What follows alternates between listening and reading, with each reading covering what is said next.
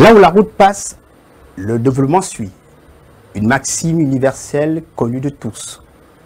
Malheureusement, d'application contingente en fonction de l'entendement des dirigeants et du peuple qui la reçoit. Dans ce sillage, certains pays du continent brillent par leur inconstance dans la gestion des affaires de la cité. Ils mettent parfois la charrue avant les bœufs, preuve d'une mauvaise planification des priorités étatiques. Et pourtant, l'on applaudira pour qui? La chanson traverse le temps et l'espace. Sur nos différents axes routiers, on ne peut ne pas l'apercevoir, la star.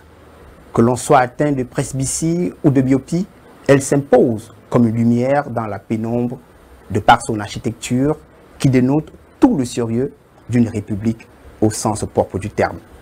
Le pays du doyen des chefs d'État africains, son Excellence Paul Biya, fait une transition, voire une migration des postes de péage manuels à se dire automatisés. On ne peut s'empêcher de scander en chœur, une fois de plus, que l'on applaudit pour qui?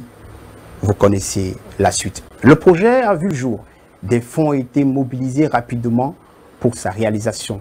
Résultat des courses, on parle d'un montant de plus de 42 milliards de francs CFA. Une somme repartie en 2 phases d'implémentation sur les 14 zones stratégiques. Les premiers, Mbankomo, Boumiébel, Edea, Simalen, Komtou, Tiko Imbanga, tous opérationnels, bientôt.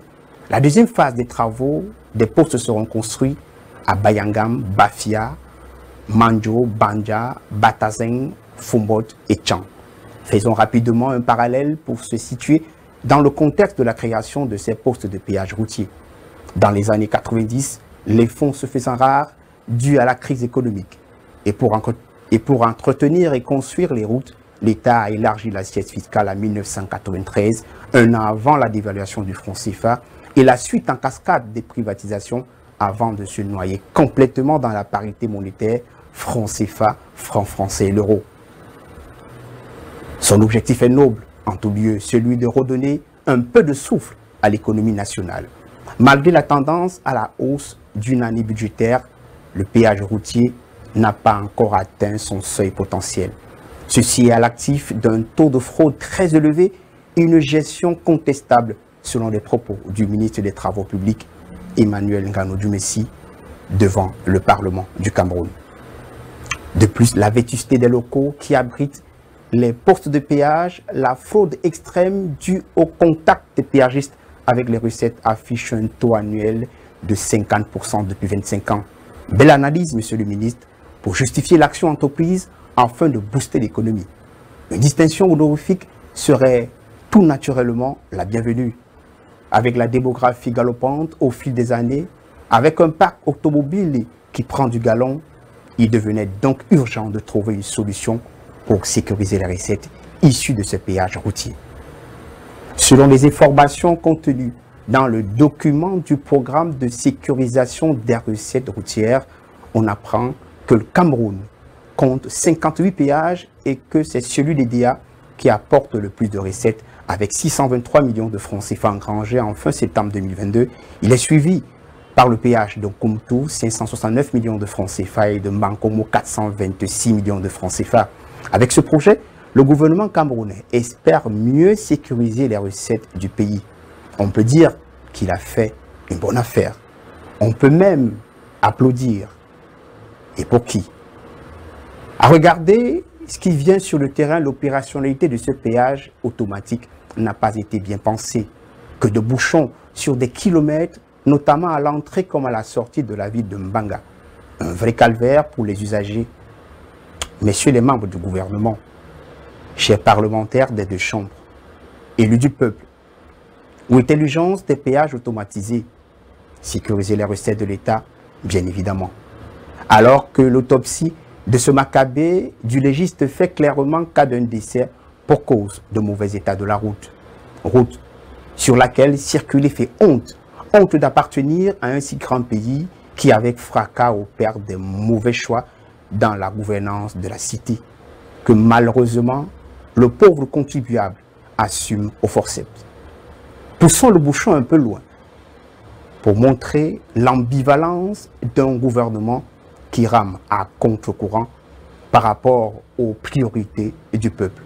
Tenez par exemple, selon les chiffres révélés le 25 novembre 2022 à l'Assemblée nationale camerounaise par le Premier ministre chef du gouvernement, Joseph Dione Ngouté, lors de la présentation du programme économique, financier, social et culturel du gouvernement pour 2023, seulement 810 km de routes ont été entretenus au Cameroun au cours de l'année.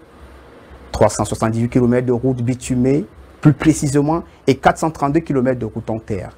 Considérant le linéaire total des routes du Cameroun que le ministre des Travaux publics évalue à 121 884 km en 2021, il ressort que 0,6% des routes camerounaises ont été entretenues en 2022.